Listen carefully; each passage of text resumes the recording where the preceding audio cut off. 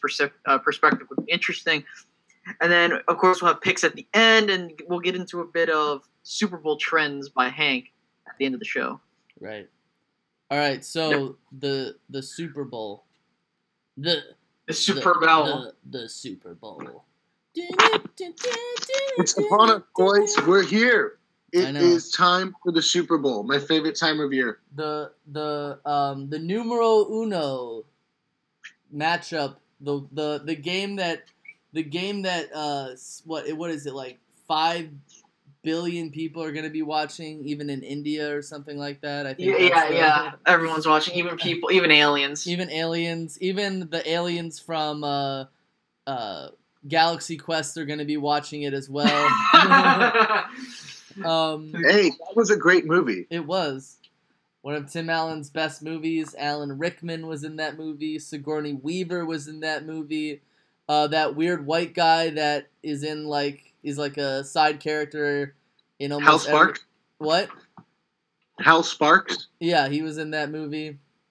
That one African American guy who was in a wheelchair and NCIS is in it. Anyway, this is like the matchup that we've been waiting for. My mom's calling me. This is the matchup. This is the matchup that. Perfect timing. This is the matchup that we've been waiting for. I've been waiting for it for 13 years. The rematch for you, I think. Yeah, the rematch. So Hank, sound excited. I'm very excited. I mean, I'm excited, but like this is also one of those moments where it's kind of like dawning on me where I'm like if the Eagles win, it'll be like the greatest sports victory that I've ever seen.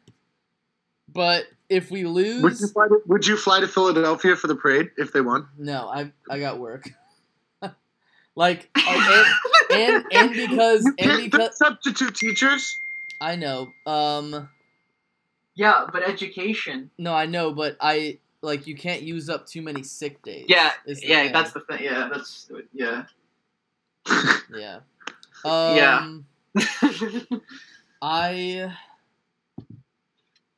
Yeah. It's happening. It's like when they won the NFC Championship game. Like it's one of those things where I was like really. It's like you just graduated college, and then you realize, oh shit, like now I have to deal with life. You know. Yeah. And considering you're going up against Tom Brady and the New England Patriots, I mean, it's not going to be an easy matchup, that's for sure. I mean, obviously.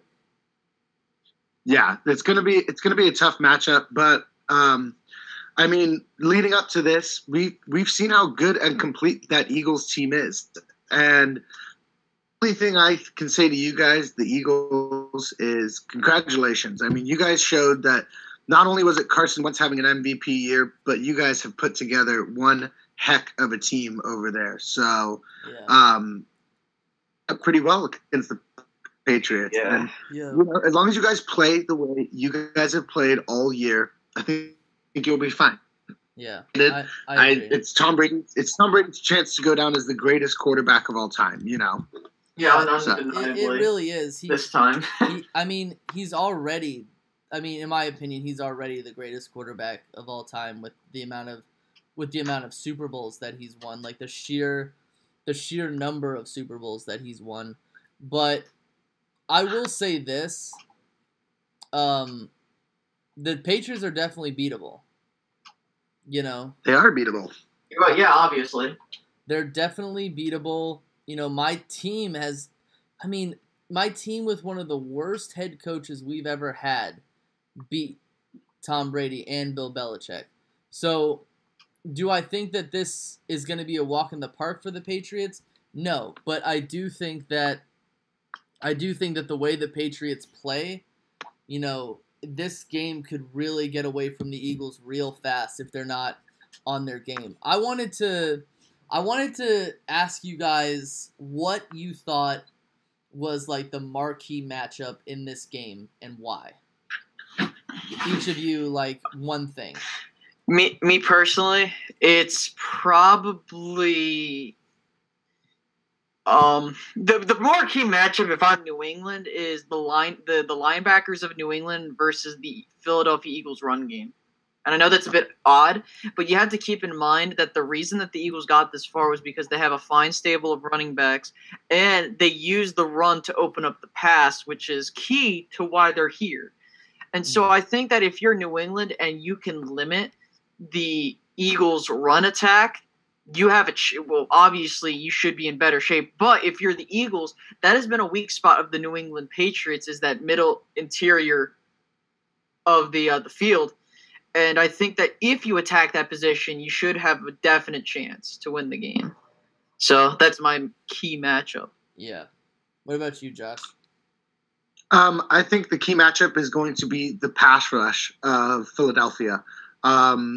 You've seen what makes Tom Brady off his game, and that's a lot of pressure up the middle. And if this Philadelphia team can get that pressure up the middle, I think that's going to be really indicative to how the game's going to go. And if you can pressure Tom Brady, I mean, you're going to limit him so much. So, like I said, just keep the pressure on, and I think that's the best you can do. Because like I just said before, everything else about that team is complete. That Philadelphia team is a really good squad. So I think the most important thing you do is you definitely go in and you put pressure on Tom Brady, and don't get too in your head about the game. You need to stay focused and don't let yourself outthink yourself so Belichick beats you, you know? Yeah, and I want to just say this real quick that my uncle is a Patriots fan, and he always tells me it's not the fact that we beat teams, it's the fact that teams beat themselves. That's why we have all these rings now. Yeah. That's the only reason.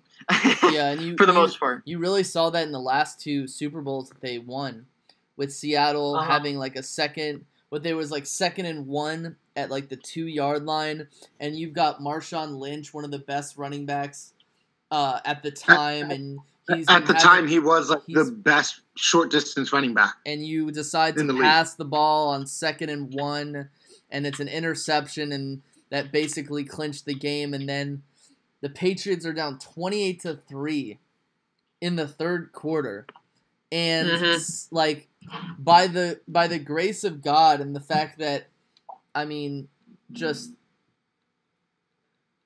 Kyle Shanahan just ate living shit during that game. Somehow he just forgot how to wrap a game up, because that game, I mean, it was starting to seem a lot like that Broncos Seahawks Super Bowl, where like the Seahawks just stole it immediately out of the gate, and the Broncos were unable to recover.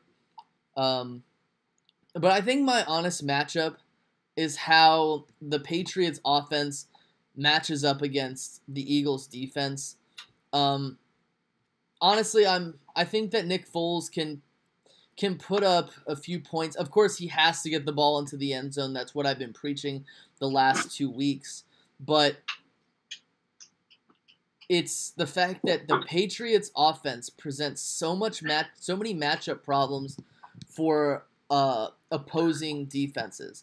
You have 2 really good running backs who can run the ball, they can catch the ball, they can block in Lewis and White. And then you have Gronkowski, who's an absolute matchup problem at the tight end position. I mean, he's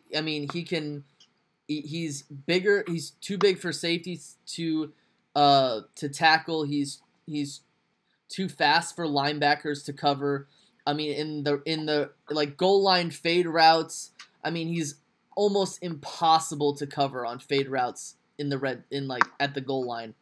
And then they have like short wide receivers who can run pick plays all day long.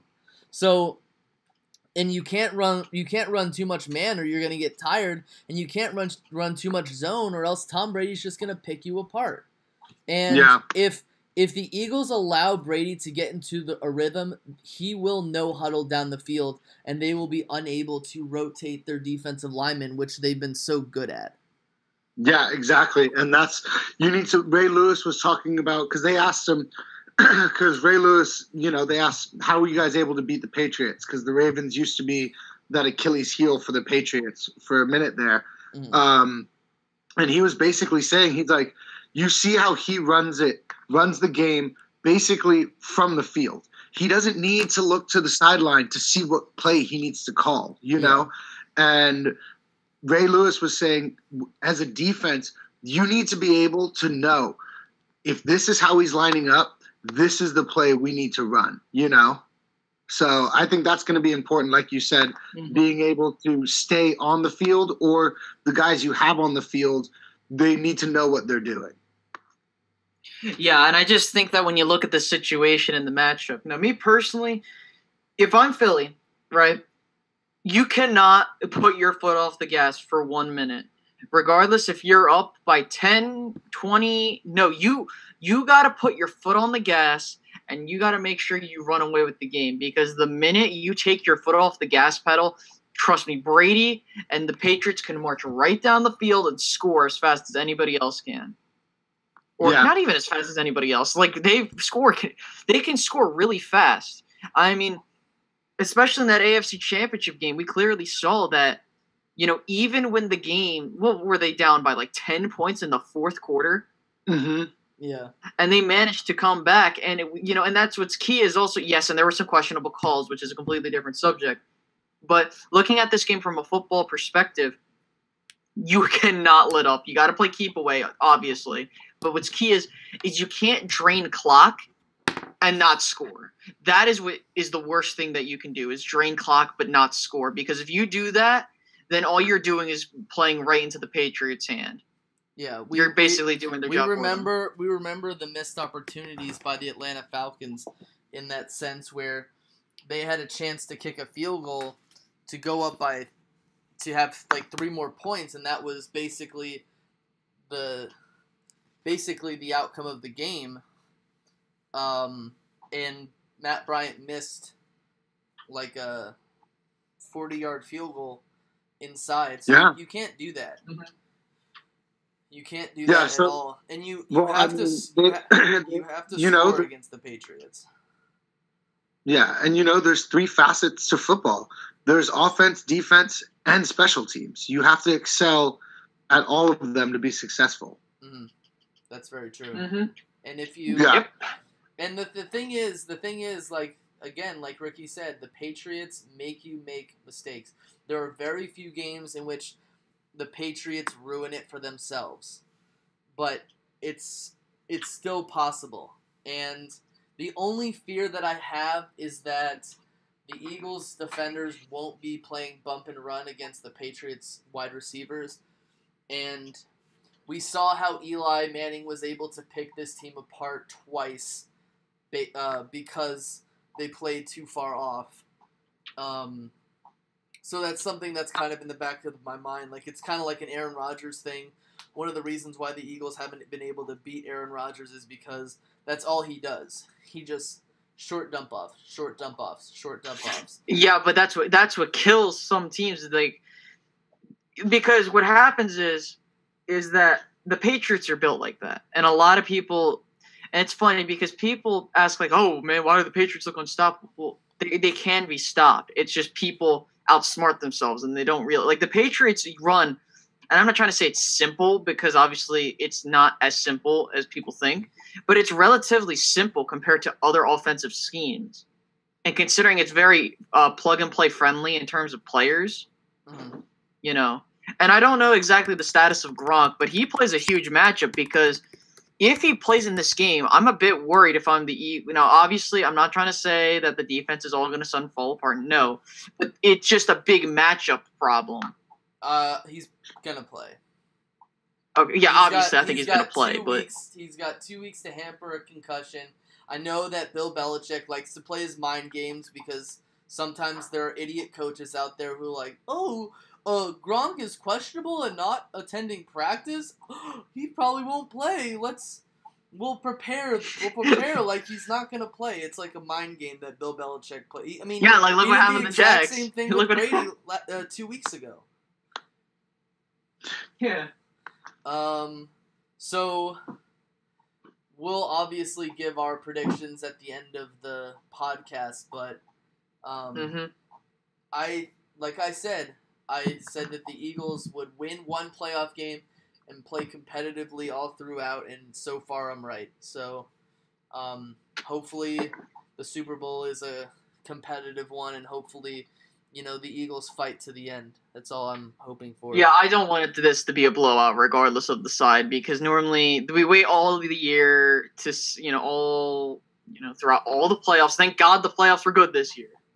Yeah. Outside of 2 games, they were really good. Yeah. Outside Tennessee, yeah. The Tennessee game and the NFC Championship game. But anyhow. Well, it was still good because the Eagles get to go to the Super Bowl. No, but in terms, if you're looking at it from a football fan's perspective, it's a blowout. Like, it wasn't a good game, in a sense. Yeah, it was. That's what I'm trying to... It was. Did you think it was a good game? It was good for me. It was good for him, obviously, because he's an Eagles Ricky, fan. you would have said it. Ricky, I guarantee you 100%. You would have said it was a good game if the Cowboys did that to somebody. Well, obviously, because I'm a Cowboys fan, but if you're looking at it from a football perspective, you're going to say it wasn't a good game because it was a blowout. Do you think the Patriots and Titans game was a good game? For a Patriots fan, it was. For the refs, it was. No, I'm just kidding. Yeah, for the rest of it. Let's move on to the Kirk Cousins, the Alex Smith trade to the Redskins. I don't know what they're doing, man. I swear to God. You don't know what they're doing. The Redskins. I know what they're doing. I just think it's funny. Why wouldn't you take... I would take Alex Smith over Kirk Cousins.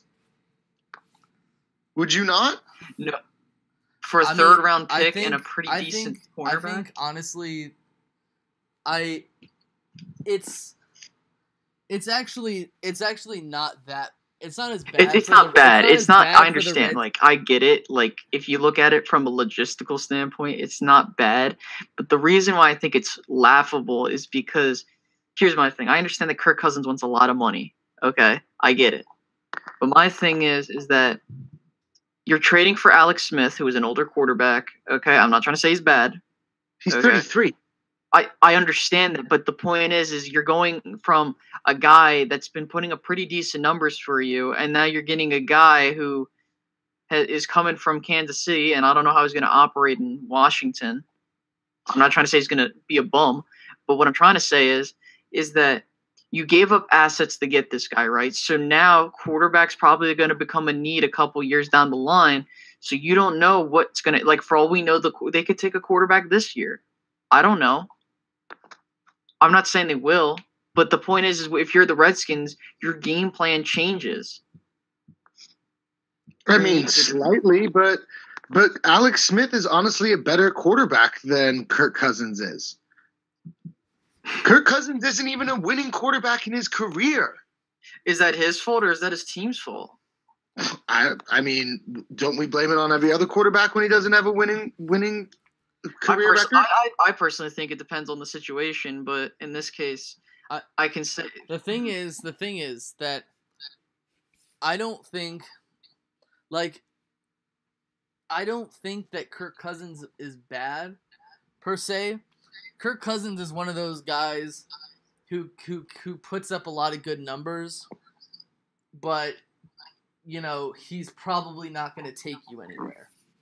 He definitely will keep you competitive, and he'll definitely keep you somewhere with it, like between like the 15th or the 21st overall draft pick. I mean, he was there when the Redskins went to the playoffs, but I think the big issue is the fact that he definitely wasn't worth that amount of money. You know what I'm saying? I'm not trying to say he's worth that amount of money, but here's my problem: is that when you're looking at this from a point of view, like, okay, let me put it to you this way. I think that, again, I think Alex Smith's a fine QB. Don't get me wrong, but I would take Kirk Cousins over Alex Smith. And I know you might be thinking I'm crazy, but let me put it to you this way. I think that if you swapped Kirk Cousins with Alex Smith, I guarantee you that KC has a much better record. And I'm not trying to knock on Alex Smith, but my thing is from the Redskins' point of view, you're gonna let him walk. I understand. I would not pay Kirk Cousins that kind of money. But do you think that it's wise to go after a 33-year-old quarterback, okay? And you know what you're going to get from him, and it's not much. Granted, not much. Granted, he's won playoff games. Ricky, he's old. He's 33, Ricky. I cannot believe you're saying all this. You're making it sound like Alex Smith is some bum, and Kirk Cousins. Granted, I'm just going to tell you real quick, numbers-wise, Alex Smith is so much better than Kirk Cousins. Kirk Cousins has had one good year. One. And then he's had decent years. He had 1 year that he had 4,900 yards, almost 5,000. The other years, he's only done about 4,000. And this year, I think he only got 3,800. The thing is that you don't, it's hard. Alex Smith is only 4 years older than Kirk Cousins. Exactly. He's 4 years that older. Old. Even though he was drafted 8 years before, he's 4 years older. And he's proven to be better. Alex Smith has shown me that he can win. And he's shown me he can win. Hold up, timeout. Let me put it to you this way. Alex Smith, what did and I'm not trying to get on him again. I understand that you need a good supporting cast. Do you think that the supporting cast in Washington is going to be better than the supporting cast than in KC? No, but you can build that now.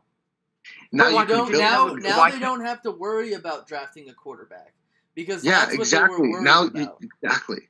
Or overpaying a Kirk Cousins who you might not actually believe in, and then all of a sudden you're in a Baltimore situation where you're stuck with some inflated contract that kills your cap space every season. Yeah. Alex Smith signed for a good deal, but not something that's going to break the bank. It's smart for the Redskins. They obviously wanted to get away from Kirk Cousins because they probably don't think he's as good as Alex Smith. And honestly, if there's tons of things you can do, they can still seal up a deal coming up here where they could trade to Denver for Kirk Cousins and get Aqib Talib. Then you fill the Will Fuller position, and there you go. You have a pretty good, decent draft pick because you didn't do great this year. So I don't know. I think it's a smart move. I don't think you're giving Alex Smith nearly enough credit. That guy's a gamer. He's durable. He doesn't really get hurt. He's been to championships. He took the Niners to an NFC championship game. He's good. He is good. I just don't think. Where did I say that he was bad? I never said he was bad. Let's change gears for this to the Kansas City's perspective. This is not the first time that Andy Reid has done something like this. The last time Andy Reid got rid of the franchise quarterback for a young guy was 2010, where he coincidentally traded Donovan McNabb to the Washington Redskins for a second-round draft pick. Andy Reid is used to trading quarterbacks to other teams for high draft picks and not really getting anything out of it. So, I think that this was a perfect move for KC, personally. Yeah, I think it was the perfect move for KC because they believe in Mahomes. Yeah, we know. I'm telling you, man. We know that two great quarterbacks cannot coexist on the same roster for very long. You know, you're eventually gonna have to see Alex Smith and say, you know, we need to cut ties with you. You have 1 year on your contract or something like that. We've got this young guy who played one really good game, and I think that it was very beneficial for Patrick Mahomes to sit out last season, especially seeing as though he probably set the record for the most passing attempts in the 2016 college football season. Because that's all Texas Tech does. And see what happens when you kind of throw these guys in who he wasn't really ready to play in the NFL. And you see what happens to guys like Mitch Trubisky, who he definitely wasn't ready. He would have been so much better sitting behind someone, even if it was Mike Glennon. just play Glennon so he can get the feel for it. Throw him in late in games when you guys are getting blown out or something like that. Yeah. You know? Yeah, it's and because Patrick, I mean, it was obvious he wasn't ready to start, but I think. I do, sorry to cut you off. No worries. Go ahead. I am a huge fan of waiting to start a guy like that. The only issue that Kansas City has right now, okay, and we saw, and I'm not comparing Patrick Mahomes to Kevin Cobb, okay. However, what I am saying is that don't be surprised if you find that Patrick Mahomes is a flash in the pan and he doesn't end up working. And if he doesn't end up working, I think that Andy Reid could just have written his own pink slip. Resignation. His own resignation letter. Yeah, his own pink slip. But it's a risk that, see, this is what kind of, I think it's interesting because I said, and I continue to say, Patrick Mahomes had the lowest floor and the highest ceiling. Now, he showcased it off in the final game, and it definitely showed he has the skill set. But I think that, of course, and I will admit, it's going to take some time. It was also Denver. It's true. That's why I say, I don't take it with it. I take it with a grain of salt. And the other thing is, this allows Kansas City to draft defensive linemen and linebackers because they were horrible at stopping the run. Horrible. Yeah. Yeah. Look at what happened in that Tennessee game. Exactly. And they basically choked that was the biggest choke I've ever seen in Andy Reid's coaching. His whole time coaching, that was the biggest choke I'd ever seen. Up 21-3, and you lose like that. You need. Well, also it was also his offensive play calling because he didn't play that game conservatively enough. And then, I agree. And then, of course, as good as their secondary is, their running game is. Oh yeah, the Colts game. If you remember that Colts game, my bad. But this was one of those. But this game was in Kansas City, and you're up 21-0 at home in a playoff, or 21-3 at home in a playoff game. You're thinking to yourself, dude, we're gonna win. That's me. Yeah, but real quick before we move on, where do you guys think Kirk Cousins is gonna go? Denver. I think it's already decided Denver, right? They're making an agreement about it. Yes, I even knew he was going to probably go to Denver before. It's either going to be Denver or Cleveland. He's not going to Cleveland. We all know that. What are these other teams that need quarterbacks going to do? Do you guys sign a Case Keenum? Do you sign Case Keenum? No.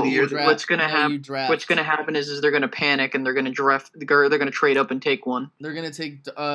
I think the Jets might take I'm not buying this Sam Darnold is the number one pick. Me too. I think Sam. Yeah. I think the Jets. And where do you guys think the Cardinals are going to go?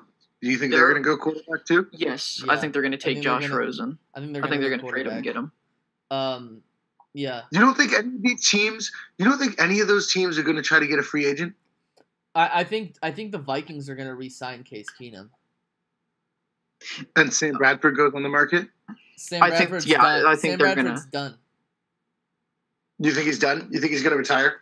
No, I think he's going to try to be a starter, and then, just like what he did in Philly, he's going to try to get that starter money, and then they're just going to be like, no, you're not good. I mean, look, I don't have a problem with Sam Bradford. Obviously, he soured me because he was with the Eagles for one season and didn't do anything. But the thing about Sam Bradford is that Sam Bradford appears to be one of those guys who shows no emotion and gives very minimal effort. Because we saw him in that Bears game this year with the Vikings where he started, and he looked like he had never, ever touched a football before. It was like he'd never been on a football field before. Which is crazy because his rookie year he was on fire. I know, but the thing is,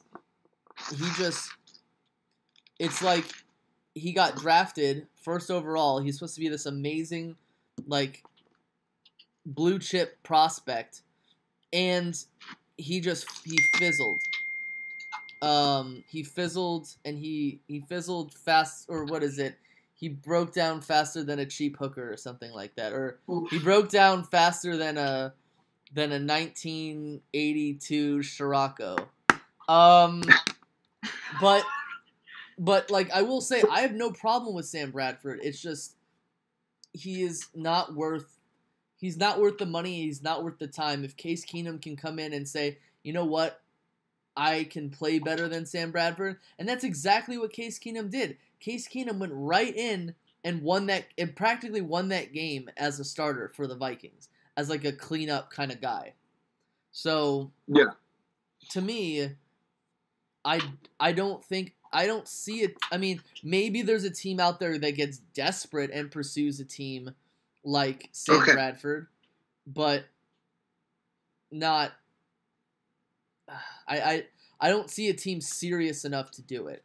I see Sam Bradford being like Colin Kaepernick, where he's standing there on the free agent list and everyone's like, "Why are you getting Sam Bradford? Look at his quarterback rating and his touchdown for interception ratio. He's so amazing."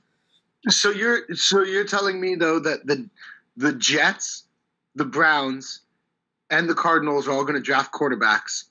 What about the Jaguars? Do you guys think they're going to re-sign Blake Bortles? Yes. Yeah. Yes. I do. Even though he had that hand surgery, I think they're going to re-sign him. I mean, you think so? I don't. I mean, he took them to the AFC Championship game. Listen, we all. Listen, man. I mean, he's played better than like this year was not a quarterback year. I think we can all recognize that. But well, it was until Deshaun Watson and Carson Wentz got hurt. No, yeah, but at the same time, your stereotypical quarterbacks like your Aaron Rodgers weren't there. Drew Brees didn't have nearly as good of a season as he always has because he had a good running game. Tom Brady kind of played the way he always plays. Matt Ryan had a down year. This was really a year for defenses, in my opinion. I see the Jaguars sticking with what they have. Mm-hmm. Yeah. Okay. I mean, they and then the Giants, you think they're going to keep Eli? Yeah. I think Pat Shurmur has already recognized that he's keeping Eli. Do you think he's being forced to do it for his job, or do you think probably he's just doing it? Probably. Yeah. Pat Shurmur doesn't seem like the kind of guy who's gonna like try to force change like that, especially with the fact that he's coming off of, like a 4-5 and a 5-5 season with the Cleveland Browns under his head coaching record. I don't think there's any way that he's gonna be like coming out and being like, I'm the savior. I mean, I like Pat Shurmur. I think he's going to be a really good coach for the Giants. And I thought he was the best head coaching candidate on the market. But I don't think he's going to force anything. I think he's going to play the field first before get his feet wet before making any real huge, before being promoted to general manager at least. I mean, I don't think he has as big of a job as a Hugh Jackson does in Cleveland. But I see the Jets getting Darnold. I think the Jets have been priming for Darnold for... Could you imagine if the Giants got Darnold? There are already Jets fans who have Sam Darnold jerseys. I don't know why. What's the big hype about him? The dude's an overrated... He's a USC quarterback. The Jets love their USC quarterbacks. I think that the Giants will either go with Baker Mayfield or Saquon Barkley. I think they're already primed for that. The Giants? The Browns. The Giants? Yeah, the Browns already have 2 picks within the first 4 picks. 2 of the first 4 picks, so they could basically do anything with that. Yeah. I mean, yeah.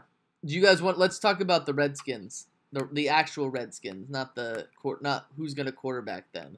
The name the Redskins, because the Cleveland Browns were just forced to change their mascot, the Chief Chief Wahoo. Chief Wahoo. Excuse me, I always forget the name. It's a very racist name. Because I'm an SJW. Yeah, they were told that in order for Cleveland to host the All-Star game, they have to change their logo to be more politically correct. And I see that literacy. I see that as, well, the thing is, like, I don't really care because I'm not a Native American. Obviously, if like I was a Native American and I felt strongly about it, then I would care a little more. I know that's kind of like mean of me. But no, like but she showed me a picture of like a Chinese man like smiling with one of those like triangular like farmer straw hats, like with like kind of like the like the stereotypical Asian person buck teeth, and they showed like the same picture with like a kind of like balding Jewish guy with like a big nose, and she was like, those two are extremely racist. They're like the same picture, and I'm like, yeah, I mean, like the Jewish one I thought was actually pretty funny because I am Jewish, like I'm like when someone makes a Jewish joke, like I've been called like negative Jewish names like all my life, like just as a joke. Like I hope they were jokes, but like, but like I like laugh that off. Like I make Jewish jokes in like my classroom, honestly, as just as just like me being like, I'll tell the like the why do Jews have big noses? Because air is free. And why do like what did the bird say? What did the bird say to the Jewish person? Cheap. How do you find the Jewish population of a city? You drop a few coins on the ground. You know, that kind of stuff. But like, I mean, to me, like we kind of do live like. Just thinking about this in like a political stance, we kind of do live in the 21st century where we are starting to become aware that like these things can be harmful. Now, if a Native American is like, yeah, I love Chief Wahoo, I think he's my hero, then I'd be like, okay, like I'm not gonna argue. It's kind of like when people say like don't kneel for the national anthem because that disrespects the troops, and then you have troops coming out and being like, I actually don't really care. I knelt for the national anthem as well. So it's like we're kind of like assuming that they're disrespectful to certain people when they might not be. I don't know. The question is the Washington Redskins logo worse than the Cleveland Indians logo? Yeah, I think so. Because well, here's the thing. I would actually kind of argue it's not, because people like a redskin was like a derogatory term though. I thought. Wait, no. I'm talking about the logo, not the name. Oh, the name? No. The logo. I thought you were talking about the Redskins, like the Washington Redskins. Which logo is more racist? The Indians logo or the Redskins logo?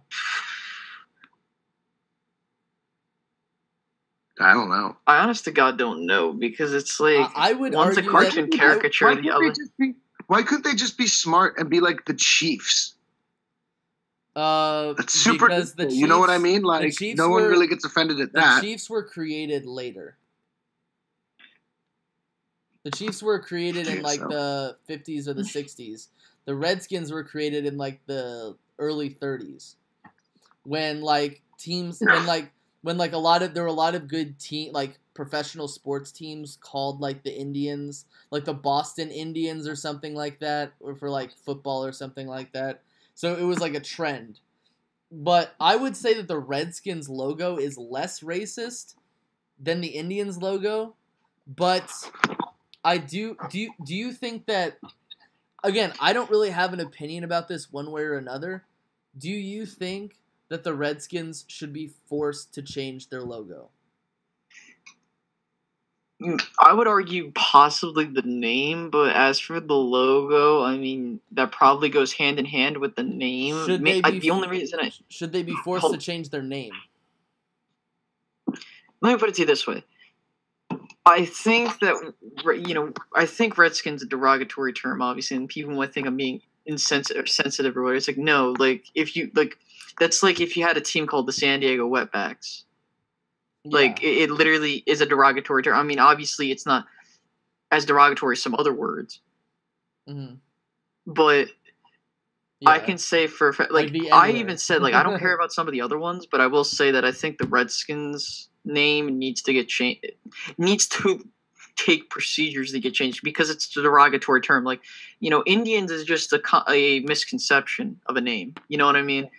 And I'm not trying to say like it's not offensive, but in my opinion, it's just a misconception of what happened. It's not, and I think that other than that, I don't really have a problem with it. I think the Redskins name is probably the only one I have a problem with. Other than that, I don't have an issue. Josh, do you have an opinion one way or another? I mean, kind of. In a way, it's just one of those things where I understand where people can get offended from it, and I understand why some people are offended by it.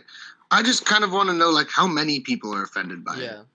You know, like, is it if it's a substantial amount, or if it's them trying to be like, I would only I would only want to change it for like actual Native Americans. Is my if a bunch of Native Americans came out and were like, change it. Yeah, change it. This country has been god awful to you for your whole existences. Yeah. Change it.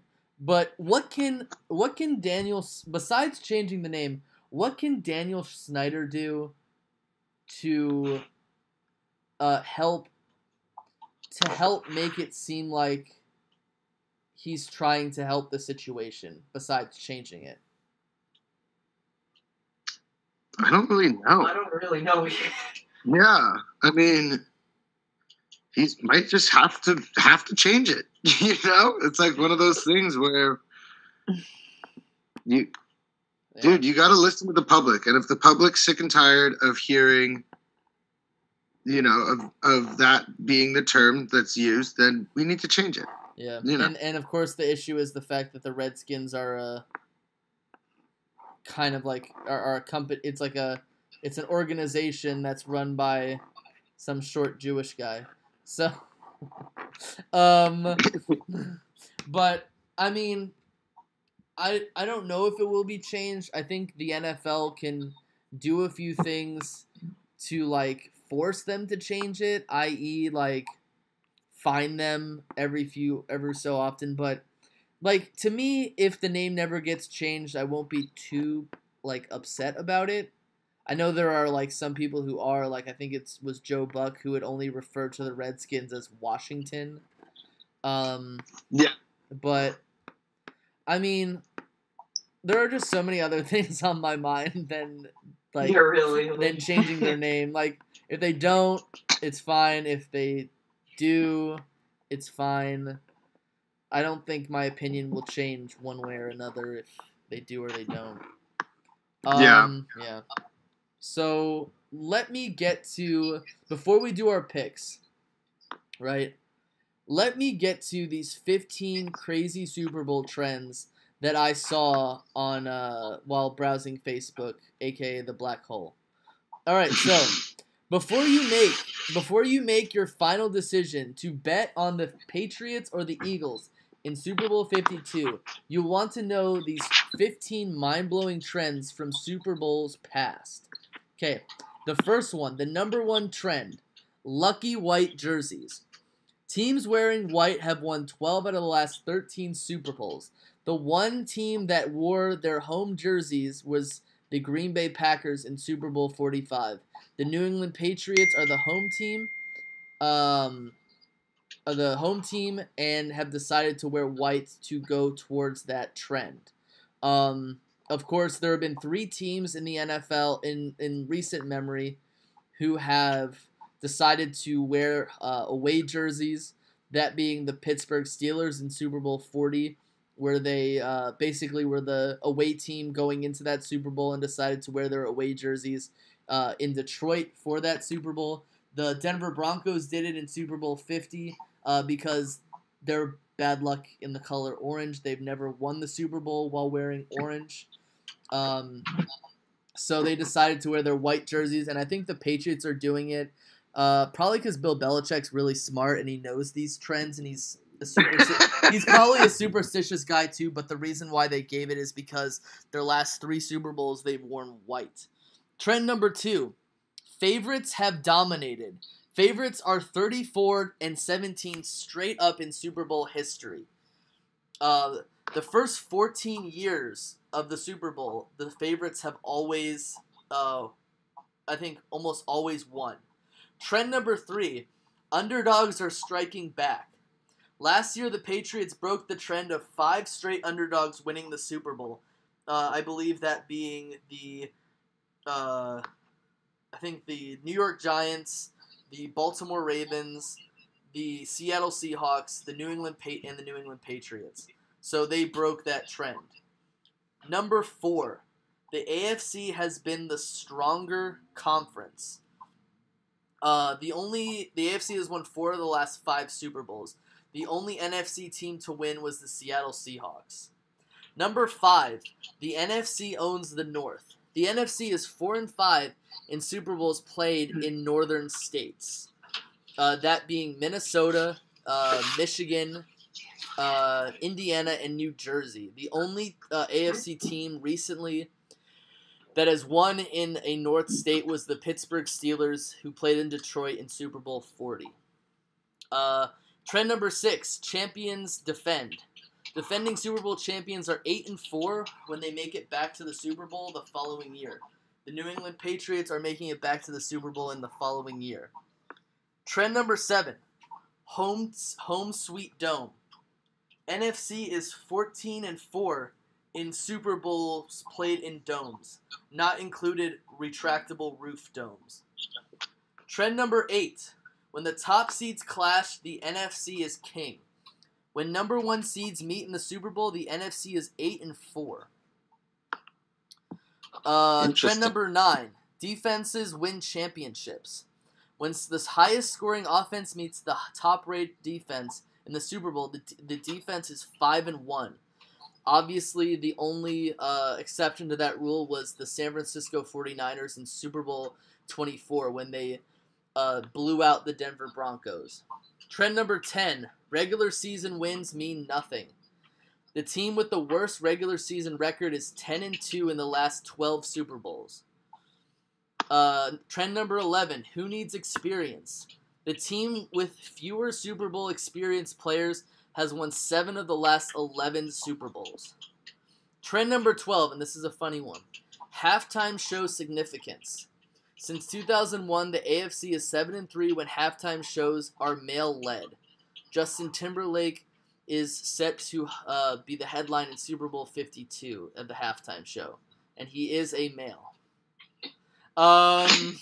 Stop assuming his gender, Hank. God. Trend 13, MVPs don't win Super Bowls. They're 0-7 in winning Super Bowls since 2002. Matt Ryan, Cam Newton, Peyton Manning twice, Tom Brady, Rich Gannon, and Kurt Warner all won the MVP, and they did not win the Super Bowl since 2002. Tom Brady is a favorite to win the MVP award in 2017. Go Tom. Trend 14, good old February. Yeah, to win the MVP. Trend 14, good old February. The AFC is 10-5 when the Super Bowl is played in February. Which they've been doing that since Super Bowl 36. Trend 15, the first one, and finally, the first one is the hardest. That's what she said. Teams attempting to win the franchise's first Lombardi Trophy are 2-6 in Super Bowls since 2004. The 2 teams that have done it were the New Orleans Saints in Super Bowl 44 and the Seattle Seahawks in Super Bowl 48. So those are them. Those are the trends. Honestly, who cares about trends? It's probably not gonna. Exactly. Who cares about trends? I just thought it was interesting.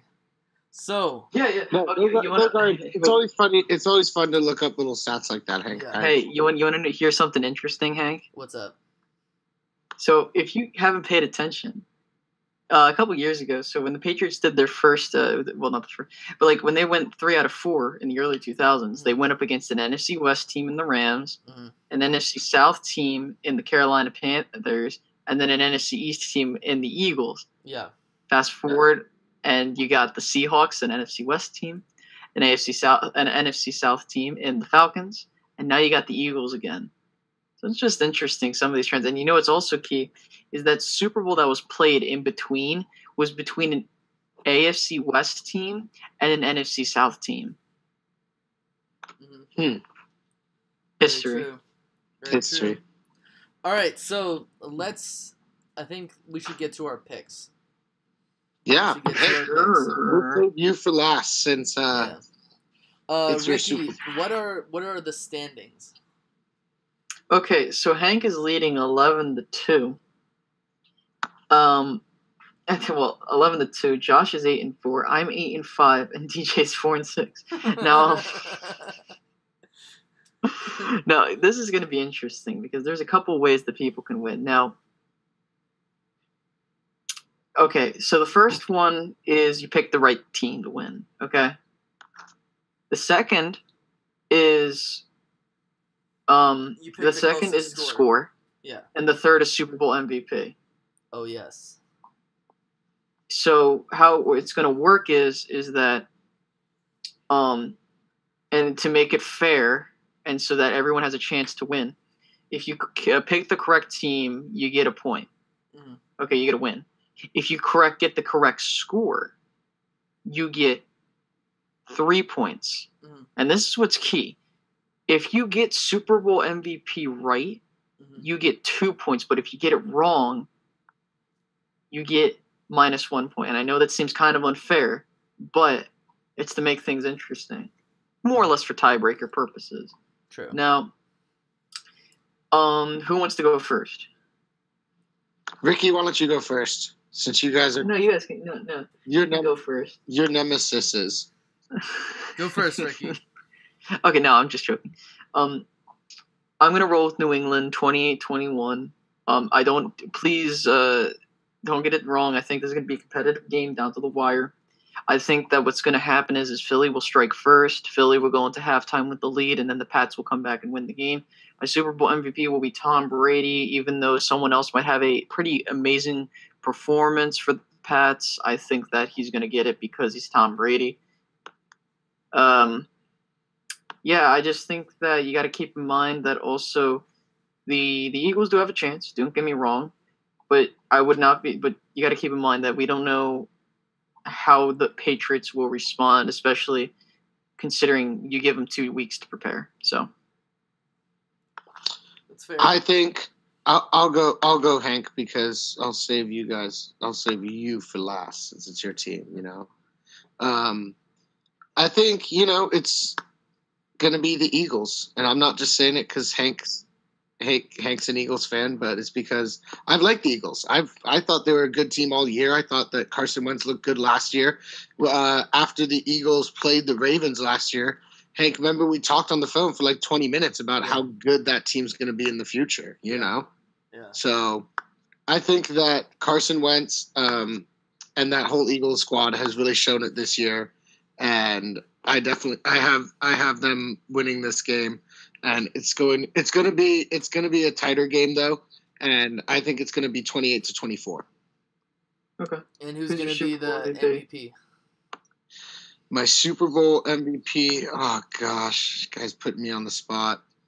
You know what? I would just love this story. Let's give it to LeGarrette Blount. Damn. Comes back in Super Bowl MVP. Damn. That's a good one. LeGarrette Blount, Super Bowl MVP. Okay. All right. So,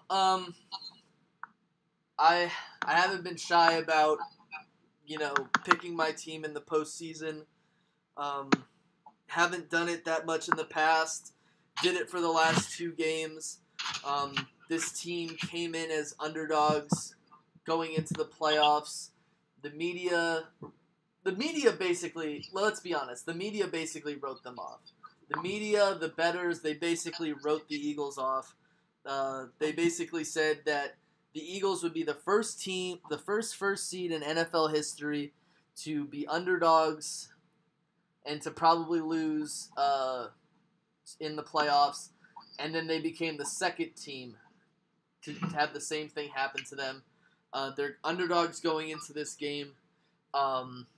Again, I said when the playoffs started, this team would win at least one playoff game and be competitive all throughout the playoffs in any other game that they played. And, you know, like I said with the Vikings game, with the Falcons game, I got to go with my team. I got to pick them. I mean, it's not that I wouldn't be a good fan if I didn't pick them, but I have to go with them because I have to have confidence that they're going to get it done. The Patriots are a beatable team. The Eagles are definitely a beatable team, but wow. I've wanted this for.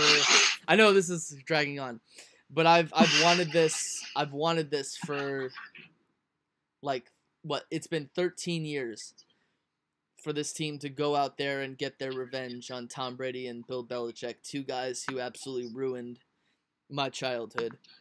So I'm going to get this in a revenge game, 24-21. Eagles are going to win, or I'm picking them to win. It's wasn't obvious. that the score of the other one? It's just reversed, right? Yes.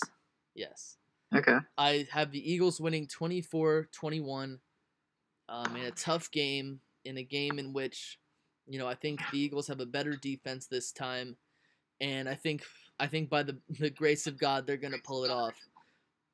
If they don't, I don't know what I'm going to do with myself. I might eat a Tide Pod. But I think that the Super Bowl MVP of this Super Bowl, I think it's going to be Fletcher Cox. Fletcher Cox. I think Fletcher Cox is going to be the Super Bowl I like MVP. that pick, Hank. Yeah, I think he's going to be the Super Bowl MVP of this thing.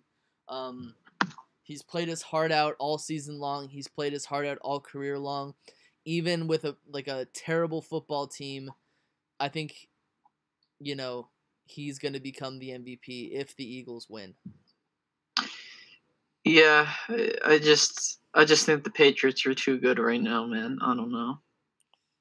That's what everyone thought when they were 18-0 too, Ricky. Yeah, and everyone thought that the Falcons were going to win when they were up 28-3. You weren't even alive back then. They should have. But of course, I think Vegas is really smart in not making the Patriots like 14-point underdogs. What is it? What is it? Like 4-point spread? It's like 4.5. Okay. Yeah. So, again, it's for all the guts and all the glory, and it's basically may the best team win. And you know, if the Eagles lose, obviously I'm gonna blame EDP, the refs, those Eagles fans who threw beer cans at people, and basically everyone besides me. Basically everyone besides me. Well, Hank, I think you guys have a really good chance to win this one. Obviously, I'm rooting for you. You know, it's the Super Bowl, so you never know who's going to win in the Super Bowl. Exactly. I bet everyone thought Kurt Warner was going to win another Super Bowl when he went and played for the Cardinals, but he didn't. You mean the Rams, though? No, he won one with the Rams. I know, but he went to 2 with the Rams. No, I was saying when he went to the Cardinals, but anyways. Oh. Well, that was like a 12-4 team versus like a 9-7 team. I mean, they almost won. They almost. If the Eagles win the Super Bowl, I will arrive at work on Monday and be a very happy and cheerful person. If I don't, my students will be working. Well, keep working, yourself contained. Why don't you? We'll be working 10 times harder than they've ever worked before. You take it out. You take it out on your students. I will. Yeah, you're gonna kill them all probably. They were like, why don't you just take the day off? And I was like, well, if I took the day off, then why don't I just go to the or not go to the parade? But sick days, people, sick days. I just think that don't be shocked if Brady holds up. No, I'm not trying to say that as a joke, but like, I will get really upset. It's my biggest if the refs do something shady in this game, regardless. Yeah, I will be upset. I'll be mad, especially like I'm not saying that the Patriots are like these giant like. Obviously, the Patriots cheated, but I'm not one of those people who, like, dwells on it a lot. But obviously, they cheated. I just like that you're so confident. You're like, obviously, they cheated. They did. They got caught in the act. Don't worry, Hank. I know they ruined your childhood, but at least they might ruin your adulthood in a much more What I'm saying is that, like, if they're just they're just trying to gift wrap Brady a Super Bowl, then that's gonna be one thing and if they make it obvious, that'll piss me off more than anything. Because here's the thing, the referees have gift wrapped the Patriots a few games this season. Let's be honest, maybe one or two. And like you can say. Like that Austin Seferian-Jenkins touchdown. You can say that Benjamin or that Kelvin Benjamin touchdown or incomplete pass that should have been a touchdown. So any Patriots fan who wants to say that, Roger Goodell hates us, blah. Roger Goodell loves the Patriots. Are you kidding me? He's like, look, Tom, I'll suspend you for 4 games. The next couple. The Patriots have made him so much money. I know. He's shown up to playoff. Like, I don't know if you remember this, but I remember the Patriots played a home playoff game against the Ravens back in like the 2014-2015 season. You know who was there wearing a Patriots hat, like a New England Patriots hat? Fucking Roger Goodell. Well, I can't say horror. Oh my lord! I can't say that I'm surprised. I know, that's what I'm saying. Like, but here's what I'll say. I'll say this, okay? I am not hoping that I see the shit dickery, but if I do, I won't be surprised about it at all. I won't be surprised to see horrible officiating taking place on both sides, because the referees are terrible. I'm saying on both sides because the Eagles have won a few games because of favorable officiating as well. Mm-hmm. So I'm not gonna say, oh no, the Eagles never win or never get favorable calls, because they do. But what I'm saying is the refereeing has been atrocious, and the most controversial calls have come to help the Patriots in the end. And that's all I'm going to say. I'm not saying that the Patriots are paying off the refs. I'm not saying any of that. Listen, you're getting the best referee crew ever. You're getting Gene Steratore, the guy that used the index card. I'm telling you, man, he's fantastic. You mean the guy who said Dez didn't catch it? Hey, he actually did really good. I know, I'm joking. I'm joking.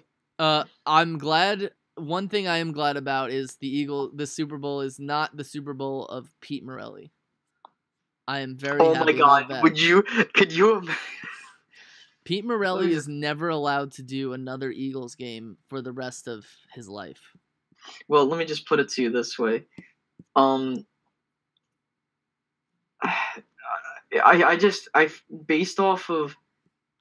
just feel like it's just going to be a repeat of Super Bowl 51, just not on the magnitude. This Hopefully not. Well, here's the thing. I would rather lose like a close game like that than like lose the way the Falcons did. I would rather lose in a blowout or lose like a close game than lose the way the Falcons did, because you don't even know how many times you'd have to hear something like 28-3 until you like until you died. Like, I would rather be called a ringless fan base than be called that 28-3 fan base. I really would. I wouldn't sell my ring pops for anything when it comes to that. And that's all I'm gonna say. That's all I'm gonna say. All I'm gonna say is that I'm just hoping for a good game. In all seriousness, I don't really care who wins. Just please don't be a blowout. Yeah. For the sake of it, I'm not gonna like. It's the one game of the year where you're hoping it's a good game for a championship. You don't want it to be a blowout, regardless of either side. Yeah. Yeah. You never want the Super Bowl to be a blowout. But that. I remember watching that Raiders Super Bowl. God, that was horrible. That one where they got crushed by the Buccaneers. Yeah. Oh Yeah. God. Well, it was close in the first half, but then like Rich Gannon kept throwing interceptions. I think these are like 6 or something, or 5 or 6. No, he threw like 2 or 3. Oh, I don't think anyone's ever. No, they had like 5 turnovers. I think it was. Okay, I don't think I knew it was anyone's like a lot ever of thrown turnovers. 6 interceptions in a Super Bowl. I mean, I hope it doesn't start this time. But no, I mean, I'm not gonna say what I like really expect from like individual players. I usually do that every year where I like fill out a thing where I'm like, this player is gonna do that and that player is gonna do this and this team is gonna win. But Hank, and I hate to keep dragging this on, but it's No just a worries. question.